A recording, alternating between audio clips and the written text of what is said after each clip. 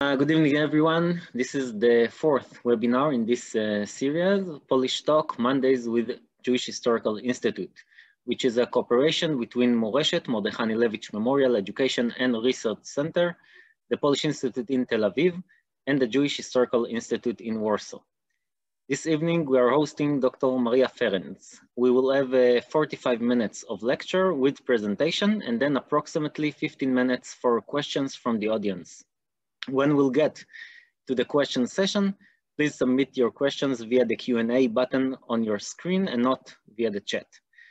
If you would like to write your questions in Hebrew or in Polish, it's possible. We will do our best to translate it into English. Dr. Maria Ferenc is a sociologist and cultural historian of Polish Jews during the Holocaust. Wrote a PhD dissertation entitled Sources and Meanings of Information in the Warsaw Ghetto at the University of Warsaw. She is a researcher at the Jewish Historical Institute in Warsaw, where she coordinates research project Encyclopedia of Warsaw Ghetto. She has published, for example, in Zagłada Żydów, Gal-Ed, Media History, Annales de Démographie Historique, Radical History Review. She had co-edited and prefaced 3 volumes of documents from Ringelblum archive. Maria, the floor is yours. Okay. Hello, everyone. I want to thank for this invitation. Moreshet is a very special place for me and for my PhD research. So I was very happy to be invited to talk for you tonight. Also, I think that I hope that the subject of my lecture will be interesting for all of you, because I think the story behind Ringelblum archive is truly something very unique and amazing for various reasons. The story behind it itself is amazing, the story how it was hidden and then recovered, but I will also try to let you into the archive and show you what is inside, how unique those documents are, and how each of them has its own story. And even though the archive holds some 2,500 documents, each of those documents is somehow unique and deserves to be researched and talked about, and tells us something about the world that no longer exists. So I will now start my PowerPoint presentation so that you have something that you can put your eye on while I'm speaking. So before I start, I will just explain what you see in this picture. These milk cans, these are the tall ones on the right, and metal boxes on the left are the containers that held 2 parts of Ringelblum archive, which was recovered after the Second World War in the ruins of the Warsaw Ghetto. And I think this photo tells you a lot about it, because it shows somehow the simplicity of that object, and tells you a little bit about the roughness of the situation in which the archive itself, the documents themselves were hidden. So we'll come back to containers themselves, because they are a part of that story as well. But before we do that, let me start with the man who put the story into motion, Emanuel Ringelblum. Emanuel Ringelblum, his biography is actually significant for the story of the archive. He was born in 1900 in Nowy Sącz in southern Poland, then in Austrian partition. And he was a member of a generation of young Jews who were coming of age and becoming professionals already in the independent Poland. Poland regained independence in 1918. Soon afterwards, Ringelblum came to University of Warsaw. His initial intention was to study medicine, but this actually never happened because because of the limitation of the number of Jews who were allowed to study medicine. And Ringelblum eventually chose to study history.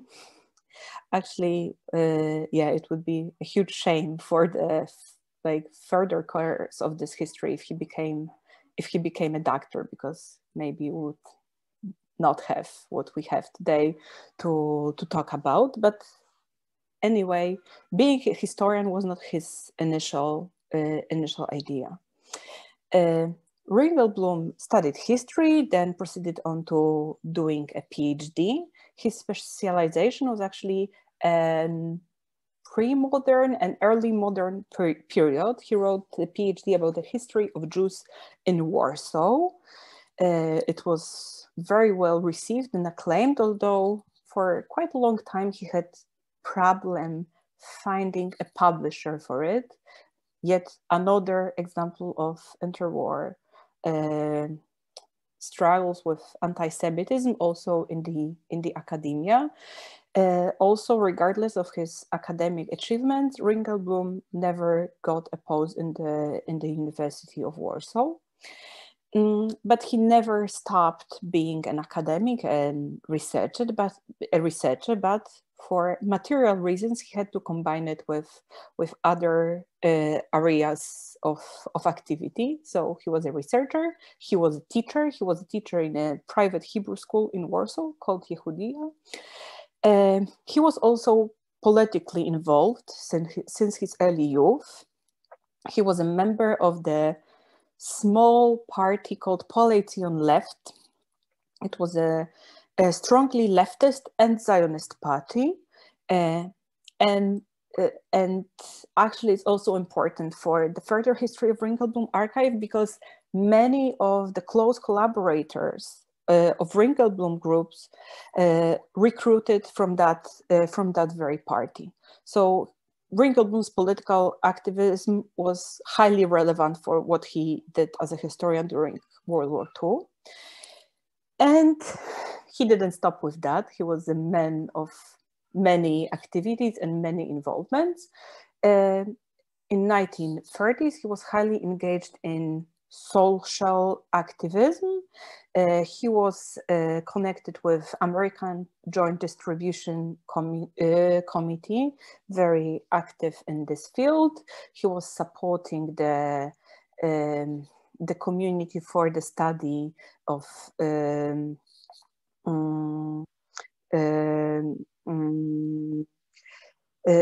he was involved in the community which was supporting the cheap loans for the Jews. He was affiliated with YIVO Institute, Jewish Scientific Institute based in Vilna.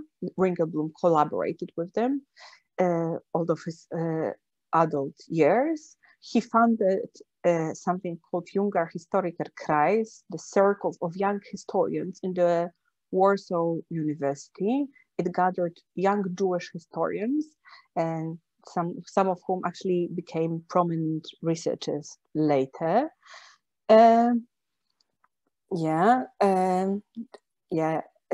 Joint Distribution Committee I told you about, and actually it connects interestingly with one aspect of his immediate pre-war history. Many of you might heard about the event that took place in 1938 when German authorities decided to expel Jews who did not hold German citizenship and sort of expel them to their country of origin. In that case, Poland. Several thousand Jews were expelled just behind the German-Polish border. And Poland also introduced a law that made it harder for those people to come back to Poland. The law said that someone who did not spend a consecutive period of several years in Poland may have problem regaining their, coming back to Poland. So these people were stuck in some kind of limbo for several months in Zbąszyce, a very small village in the Polish-German border. They lived in very difficult conditions. And actually, American Joint Distribution Committee organized some kind of help for those refugees and sent Ringelblum himself to somehow, talk to them, see how Joint could help them. So Ringelblum was at the time joint envoy to those refugees. And what makes it so important for our story is that already then Ringelblum had this idea that maybe it's worth gathering testimonies of those people, what they have gone through, what their life looks like, what the conditions they live in currently look like. So he gathered some of their responses written on paper. So he had this small collection, small archive of the refugees speaking about their experiences. And he had the intention, of doing something with that, which never happened. And this archive was lost somehow in the beginning of the war, I presume. And Ringelblum was very disappointed that this happened. And he had this idea of, of the project that he came up with, but the project that also failed in a way. And I think that was an important impulse with his further work done in the Warsaw Ghetto. So let us proceed to the, to our story.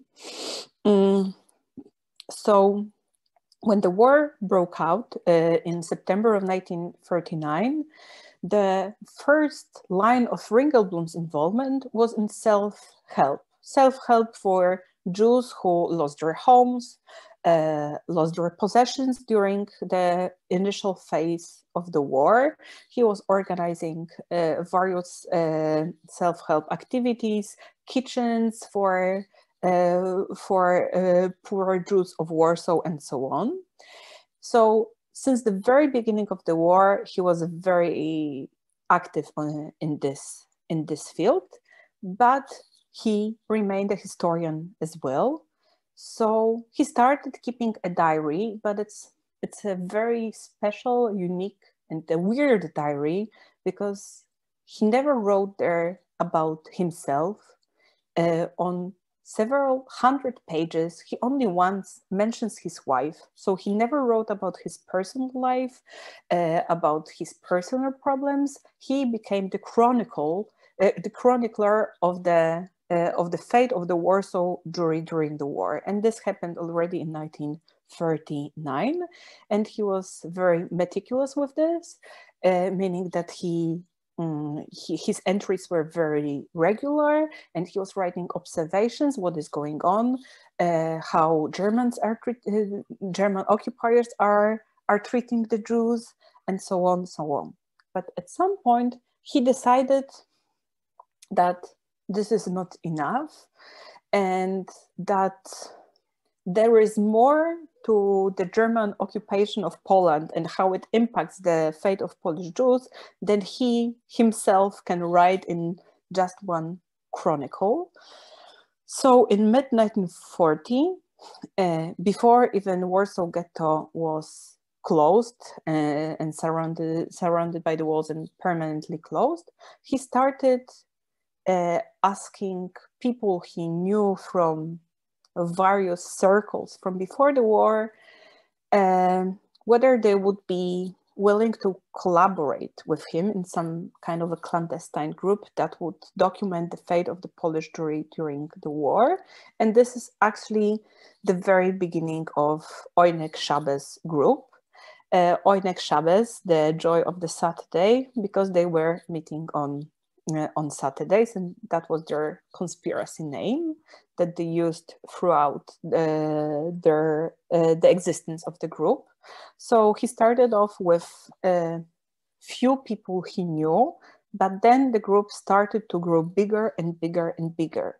Of course, the core, close collaborators of Ringelblum, it was never more than, let's say, 10, 12 people.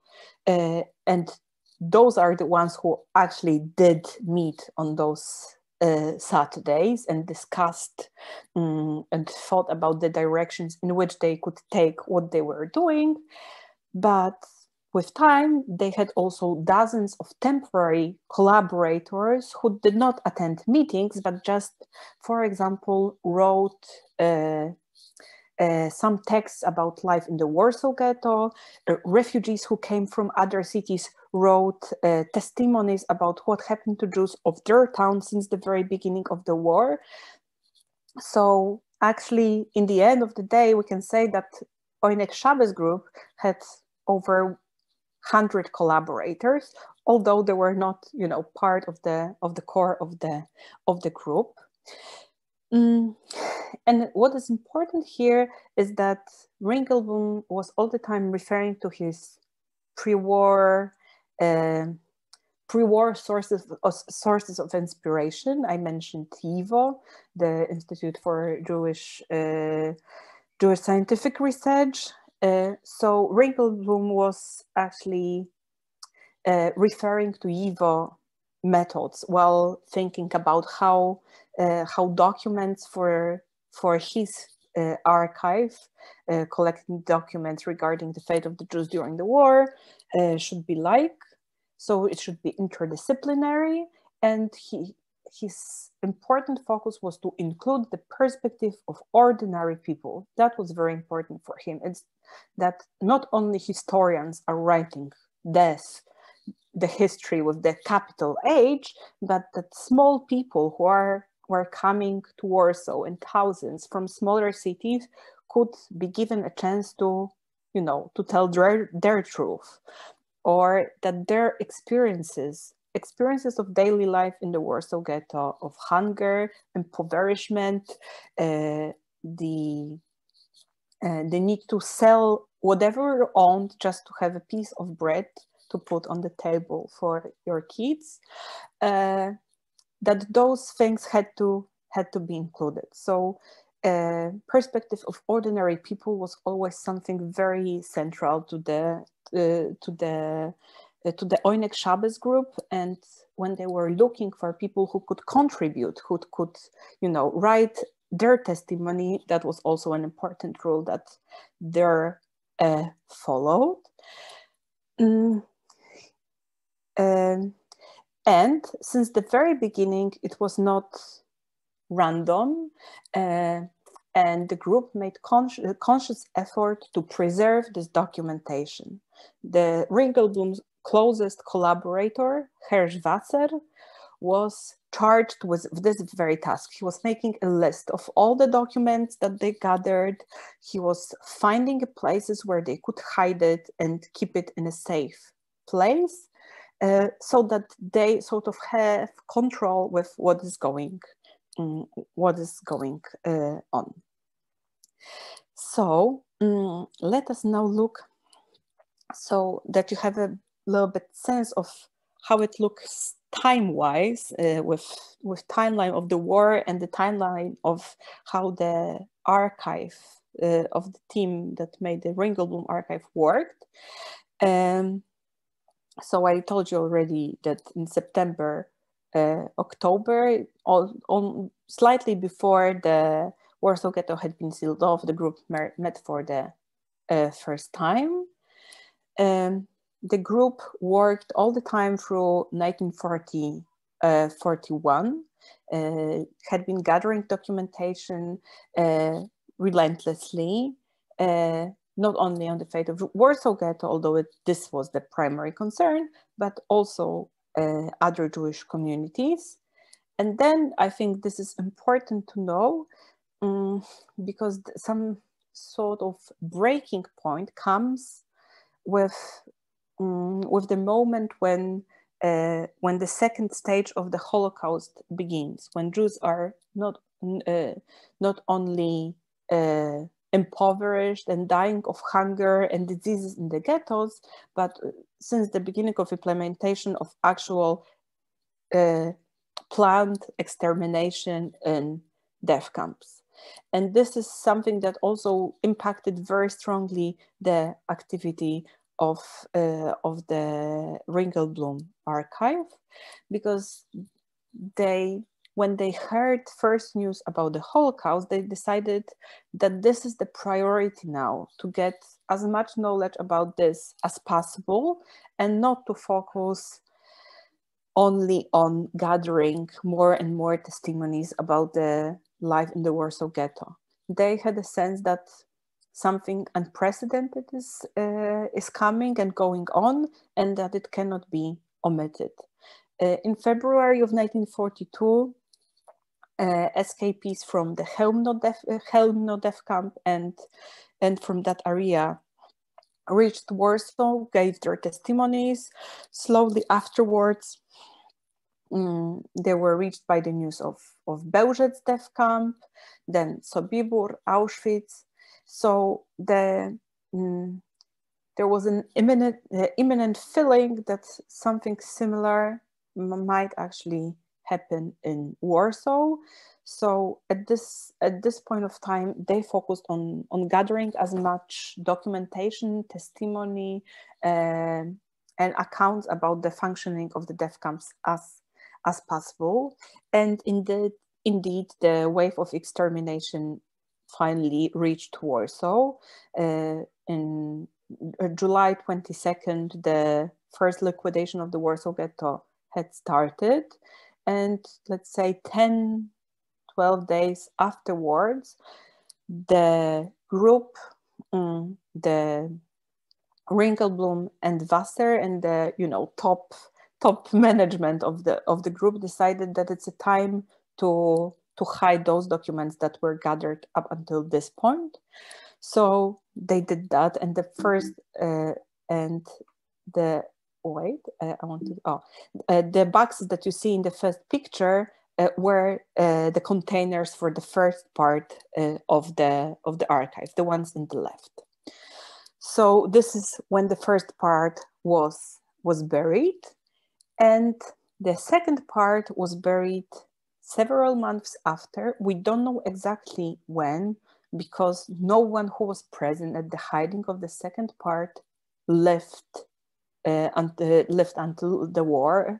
the end of the war. So we can only presume, and we can only guess that it was sometime in February, because the last document, the last in terms of chronologically speaking, that is in the second part of the archive, is dated, I think, February 4th. So we can assume it was sometime in February, but we don't know exactly when.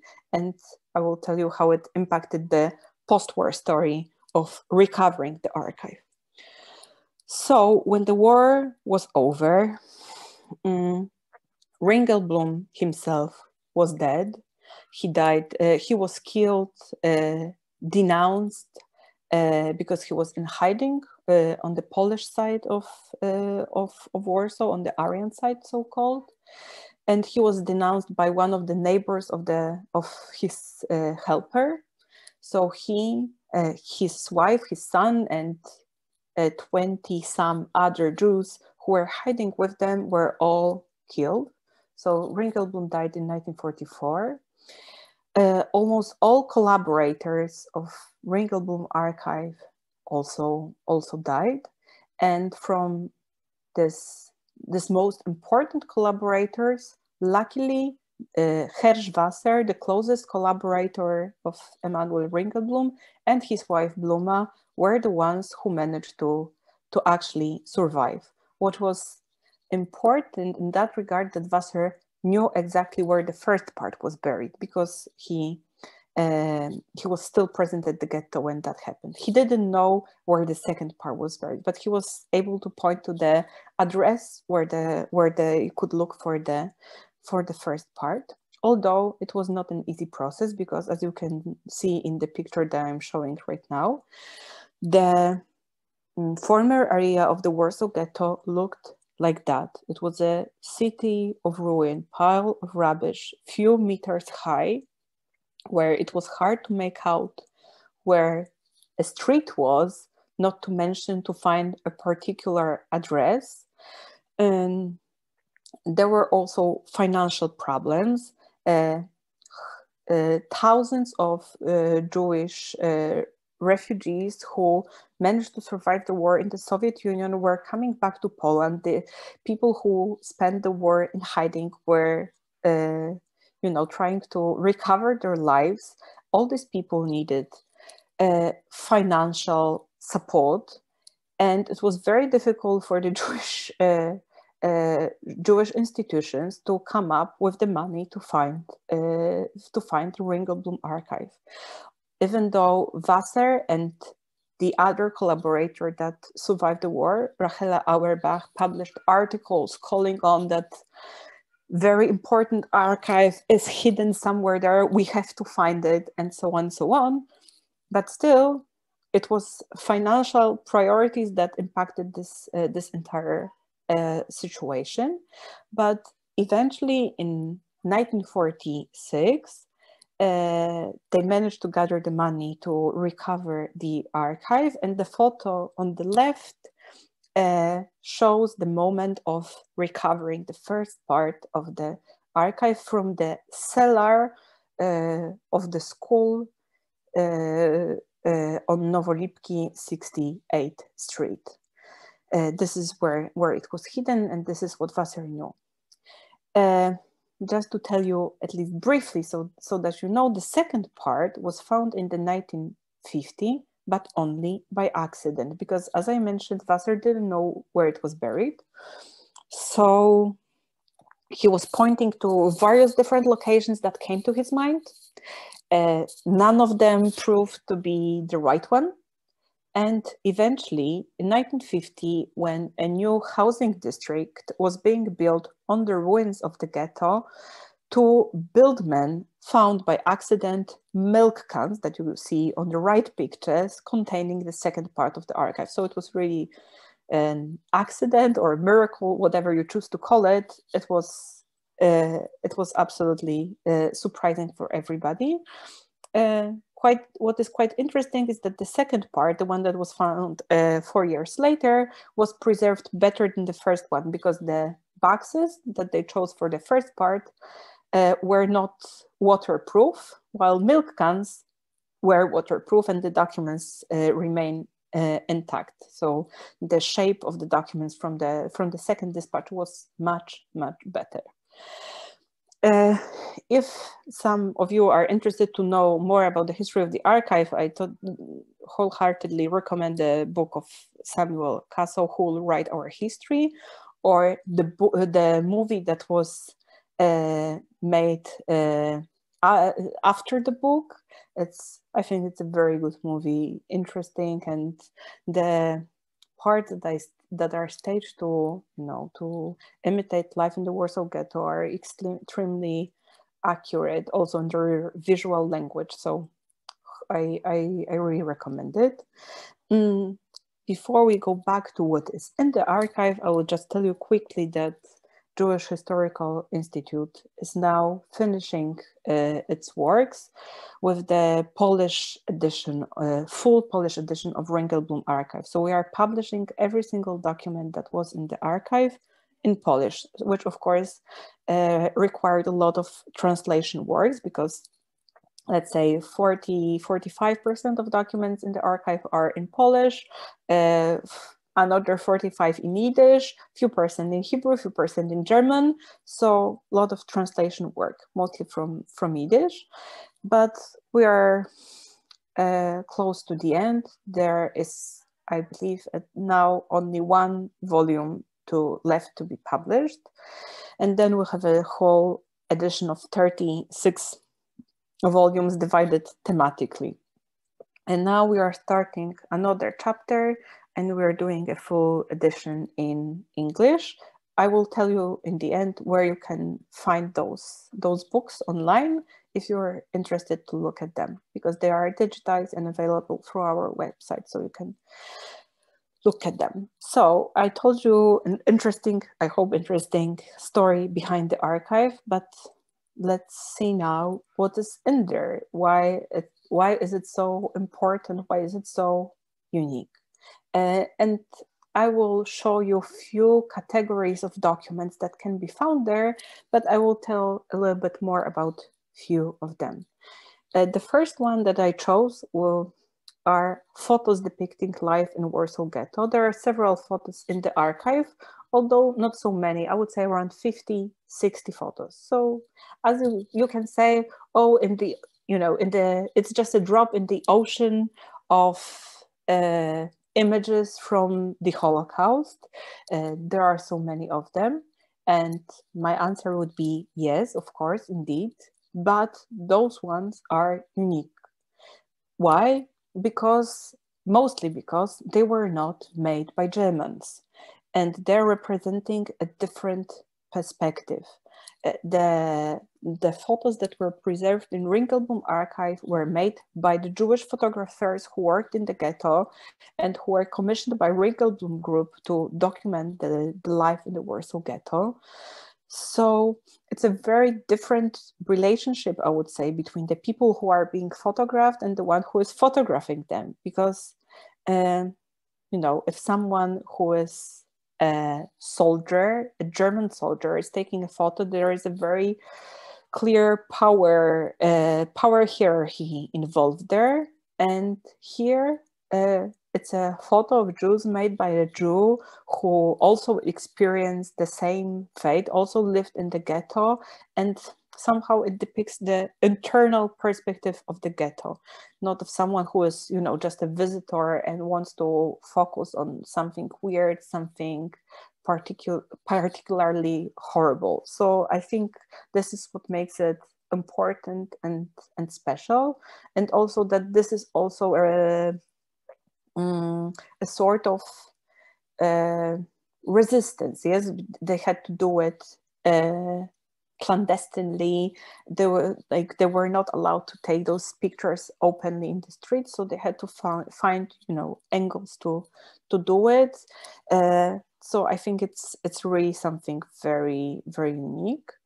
There is also a significant art collection in the Ringelblum archive. The pictures and images and sketches and drawings, some of them are representing life in the ghetto, some are not, but it's interesting because it's a different kind of imagery from what we get in photographs. And something I find particularly important, and I think not only I, meaning the underground press. Here on the left, you see the hand-drawn cover of the underground newspaper published by Hashomer Hatzair in the Warsaw Ghetto called El Al. Most major parties and youth movements operating in the ghetto were publishing their own newspapers, which are, for us as researchers today, an invaluable source to what were different perspectives of looking at events during World War II, how those people imagined their future, because especially newspapers that were addressed to the youth devoted a lot of attention of what our life will be like after the war, which is very interesting to see how this perspective is evolving.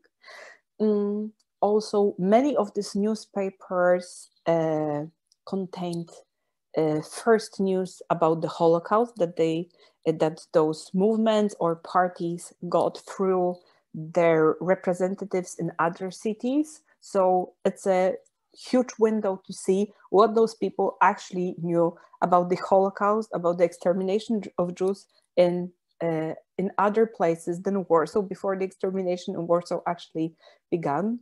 That was an invaluable source for myself when I was writing my dissertation, because I was asking a question: what Jews knew about what is going on outside of the ghetto? What did they know about the Holocaust, for example? And the press brings a lot of answers. Yeah, also ideological, political articles. So there is a lot of political history written in those newspapers, and I think it's really interesting to see how diverse that life was, how various opinions were struggling also on the ghetto arena, and how people were, radicalizing in times of the war. So I would say it's very interesting. And actually, in our in the Polish edition of Ringelblum archive, there are 7 volumes of underground press. So out of 36 volumes, 7 are devoted to underground press alone of various organizations, which shows you what an important fraction of the archive that documents constitute. Something also very interesting, I believe, which gives us a window to see how Oynek Shaba's group worked and what Ringelblum and his collaborators thought about life in the ghetto, are the documents related to their scientific project. At some point, shortly before first news about the Holocaust started coming in and changed a little bit their course of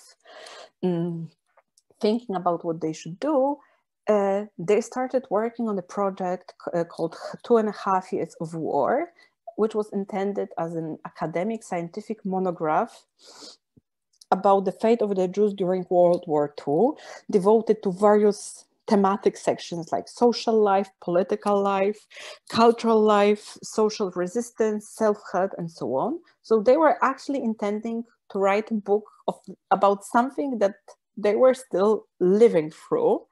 And what we have preserved in the Ringelblum archive are outlines of chapters of this book. So we can see more or less what they were planning to include. It's very interesting because also the kind of questions that they are asking in those outlines are showing us how they were thinking, how they were framing their own experiences during the war. So I would say it's interesting. And the one I chose as something very special for myself also, the archive holds a huge collection of diaries, which are very powerful, personal, first-hand documents, showing you the perspective of people who left in the ghetto. Some of them are short, some of them are really, really long. And the one I chose to tell you a little bit more about is the one written by Abraham Levin. Levin was one of the closest collaborators of the Oynek Shaba's group. He was a Hebrew teacher. He actually knew Ringelblum from work. They both worked in the same private Hebrew school in Warsaw. And Levin was writing a diary for quite a long time, first in Yiddish, as you can see on the right, and then after the first liquidation action in Warsaw Ghetto had started, he switched to Hebrew. So these are actually 2 diaries by one man. Also, especially that the narrative changes very visibly when he's writing in the time of death, right? In the time of the deportations from Warsaw Ghetto to Treblinka. His personal story was also very dramatic because very early on he lost his wife. She was deported to Treblinka. And then one of the, I would say, leitmotifs of this diary is him dealing with a feeling of guilt that she was deported and he did not follow her. he also did not follow her because they had a teenage daughter with like whom he stayed, but still he was penetrated by this feeling of guilt until the last diaries of until the last days of his life, and until the last pages of his diary. He died during the second wave of second liquidation of the Warsaw Ghetto already in 1943. So this diary anyway is an extremely important document that gives you a very personal perspective on the Holocaust as it's going on, and tells us a lot about atmosphere in the ghetto. But still, it's the personal tragedy that fractured Levin's life that is making this document so heartbreaking, so unique, and so worth remembering, and so worth reading. Really, if I were to read one thing from Ringelblum archive, it would be Levin's diary. I think it tells you, on some level, it tells you everything you need to know to understand. Just not to forget about other types of documents. Archive holds also testimonies of escapees from death camp. Here I showed the testimony of the escapee from Treblinka, which were also gathered by the archivists, and which are invaluable source of knowledge for us today, because they show us exactly how precise this knowledge was at the time of the war. Documents on Jewish religious life during the war, although Ringelblum's approach, both political and social, was rather secular. They did care to include religious Jews among their collaborators and to have those kinds of documents in the archive. Literary text created in the ghetto. Yeah, here you have a page from a comedic play written in the ghetto called Love Seeking Apartment. It's some kind of a musical / comedy, in this way referring to the horrible living conditions in the ghetto. Love Seeking Apartment tells the story of two young couples who are actually looking for a room because there is no place for them to consummate their love and to have a happy life together. It's actually funny, but it's also very tragic and sad. So in the end, let me show you where, if you want to, look at those documents, we have a portal called Central Judaic Library, and it's available in Polish and English, and you can look there at the documents, scanned documents from the Ringelblum archive, also in Yiddish and Hebrew for those of you who are not Polish speakers, but also in the top left square, you can see the full Polish edition of Ringelblum archive, but there is also a square representing an English edition. So the volumes that have already been published so far are accessible there, so you can actually read in English those documents that have already been published in that language. So thank you for your attention, and I will be very happy to answer your questions. And I'm giving you my email in case some of you want to contact me with some more personal queries or need to know something more. Great, thank you very much. Now let's look what are the questions we got. Okay, those are to start with two general questions. Not precisely about the archive, but you can tell us if it's possible for you to answer.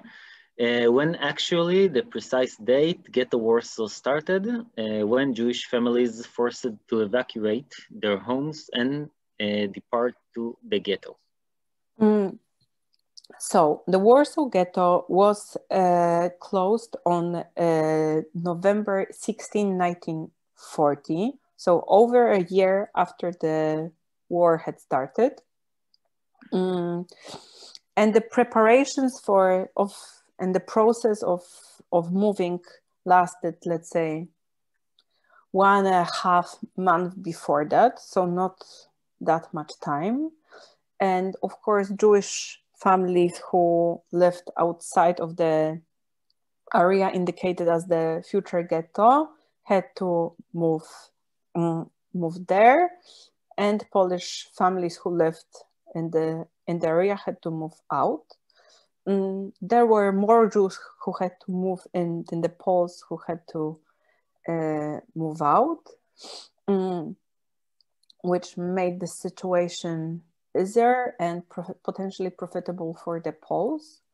The exchange of flats theoretically was to be conducted without money, but in fact, people paid a huge sums to get at least a room in the ghetto. So they were offering their, furnitured apartments on what was to become an Aryan side of Warsaw, in exchange for a crappy room, just because they had to be in the ghetto. And, with the time running, offers were more and more limited. So, so this process was actually very, very difficult, I would say. There is a question. What were the chances or ways of being smuggled or escape out from the ghetto? But I will adjust it a bit to our subject, and I would like to ask if they tried, the Ringelblum or others, tried to smuggle the archive or part of the archive outside the ghetto before they hide it. I mean, why did they choose to hide it inside the ghetto while they knew that the chances that this place will survive are not actually, I think nobody had expected at the time, when either of the parts of the archive was being buried, that this is what will remain of the Warsaw Ghetto, because the Warsaw Ghetto was demolished only after the Warsaw Ghetto uprising, and it was a very, planned and and time-consuming German action to actually burn down and then demolish all the houses as some kind of revenge or sign of eradication of the Jews from the fabric of the city of Warsaw. So I think that the general imagination before that was that, and I don't really think that Ringelblum and his collaborators expected, by the time that the first part was being buried, that all the Jews are going to be expelled and murdered. Yeah, and I still think that it was safer because in the ghetto they knew the topography of the place. It did not involve risk of going to the Aryan site with boxes of documents. Actually, it was not an easy thing to hide, and actually we know that they did not manage to hide everything they had, probably because they had various hiding places in the ghetto, and they did not manage to gather all documentation in time, for it to be buried. So on the lists that Hirschwasser had made, we see the documents that are not there, which can also open up the subject of the third part of the archive, which we can discuss later. Well, we have questions exactly about it, okay. about this. So what about what's so-called the third part of this? Yeah, it's a very interesting subject, and of course we do not know the final answers, although recent research tends to point to the fact that the third part did not actually exist, and that the whole concept emerged from the fact that after the war, when they were looking for the second part, Wasser was coming up with various locations like of the possible hideout of the second part, and he gave various addresses, one of which coincided with a place where few pages torn out from a diary were found. So this, this kind of founded the myth that something must have been there, and this area, which is now on the territory of the Chinese embassy in Warsaw, was archaeologically searched a few times, I think 2 times, and nothing was found there. Then a few years ago, archaeological works were conducted on the other part of the street in the park, and also nothing was found. I mean, they found cellars with interesting personal items of people who were probably hiding in those cellars during the Warsaw Ghetto uprising, but absolutely nothing relating to the archive. So it is now believed by the scholarly community, or at least majority of it, that it's Wasser's words that were misunderstood were the source of this interpretation. Although, as I said, there are documents that we know were in the archive and are not among the ones that survived until our times, although there are not so many of them. I would say it's rather tens than hundreds. So I don't think it's enough, to be treated as the whole third part. I think it's more likely that they were just kept somewhere else in a different hiding place, and that the team did not manage to gather that in time to be buried. So yeah. Maybe the next question is connected also to what you just said. Do any documents regarding the Jewish fighting organization exist in the archives parts that were discovered? Not really. I mean, a little bit, but not really, because, as I said, the archive was buried probably in February of 1943. So it's far too early for there to be any documentation regarding the uprising. We have some documents that we believe are somehow connected to the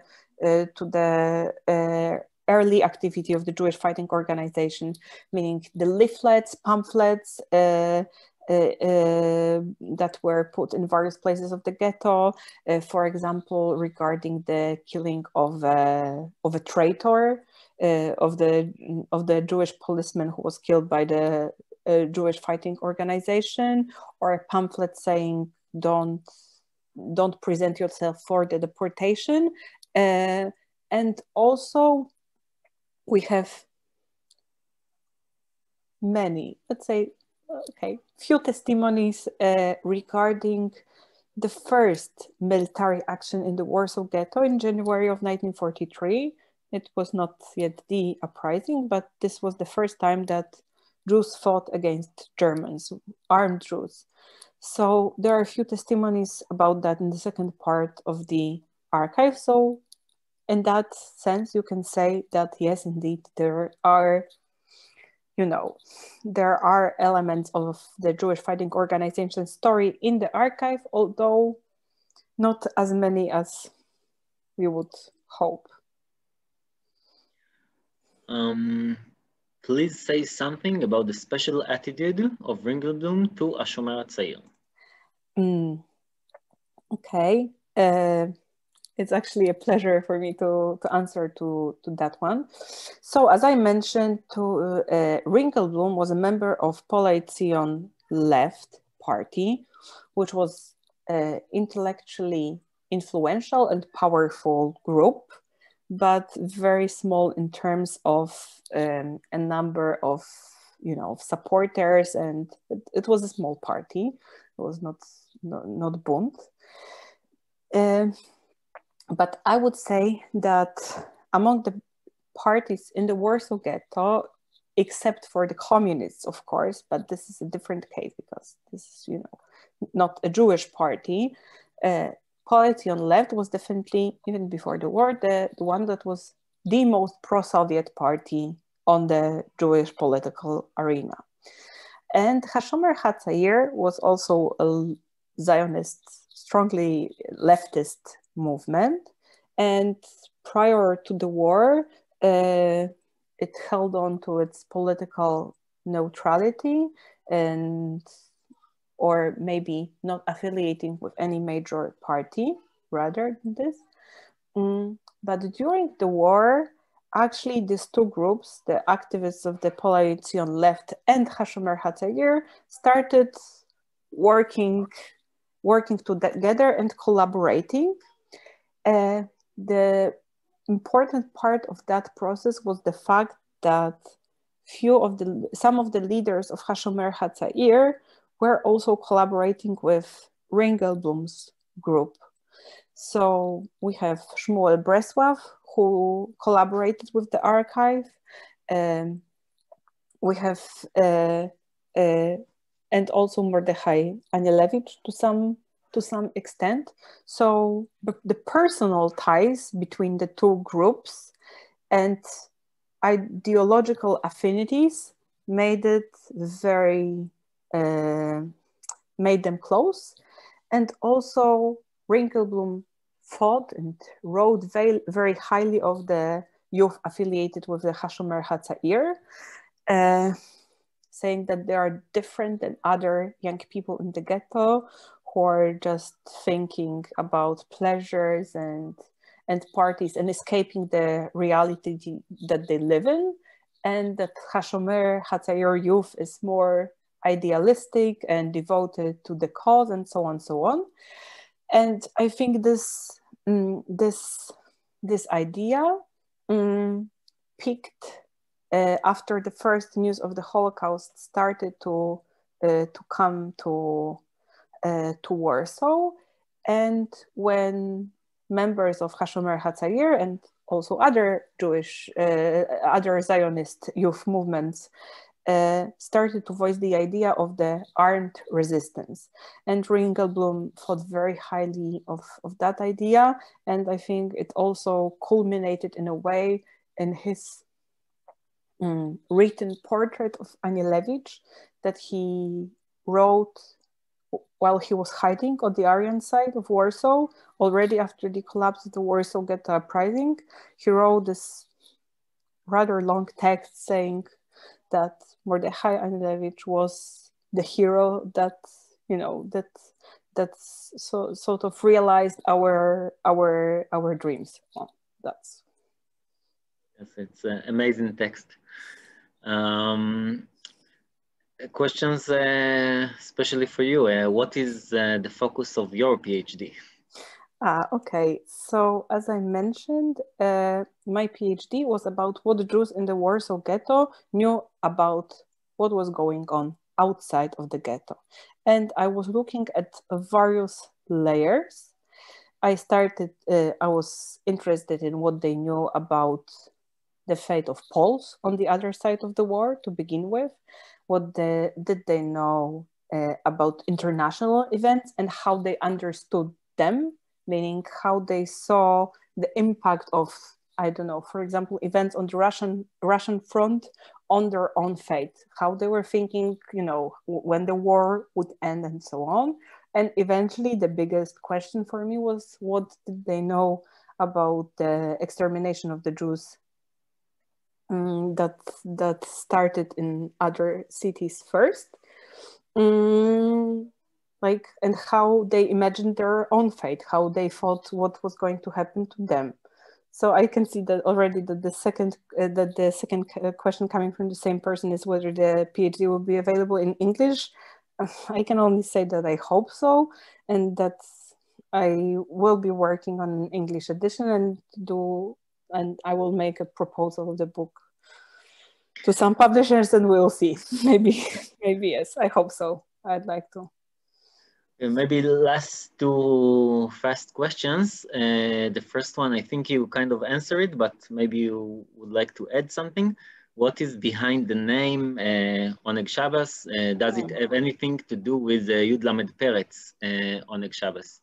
I mean, yes, of course, it's a literary allusion to that, but as I was trying to show, it also had the practical meaning that they were meeting on Saturdays, but of course that was an important literary allusion, also sort of settling them in the Jewish tradition and Yiddish, and cultivation of the Yiddish as the Jewish language was a very important thing for Ringelblum himself. He was writing in Yiddish. He was involved in various actions for promotion of Yiddish as the Jewish language. So this is an important aspect. Last questions. What is left to know? I mean, what researchers, in your opinion, should search or research in this archive now? I mean, I think that this is what is amazing about it, that there are still so many subjects that can be informed by this archive. One of my friends is working on her book about the artists and cultural life in the Warsaw Ghetto. So nothing could be done with this subject without Ringelblum archive. The other researchers that I happen to know work on the subject of the Jewish self-help during the war, how the legal help for Jews who were impoverished and starving was organized.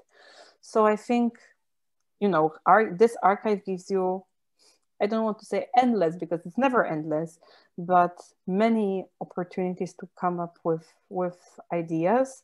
So I think it will be used for many years from now on, especially that it depends also on the imagination of the researcher, like what questions you are going to ask those documents, because there certainly are answers to many questions that I cannot even come up with.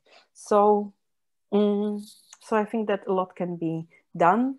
A lot of interesting literary texts that were written in the ghetto, still waiting to be analyzed, poems, short stories, essays, reportages, many things. Okay. So I would like to thank you very much, Maria. It was really fascinating. And thank you all for taking part on this fourth event of our series. I would like to thank also to Tom Fried from Moreshet Anielewicz Memorial Education and Research Center, to Magdalena Shishkovska from the Emanuel Ringelblum Jewish Historical Institute, and to Julia Mackiewicz from the Polish Institute in Tel Aviv. Thank you all, and thank you very much again, Maria. Thank you. And keep safe. Thank you. All the best to all of you, and thank you for attending the lecture. Thank you very much. Good evening.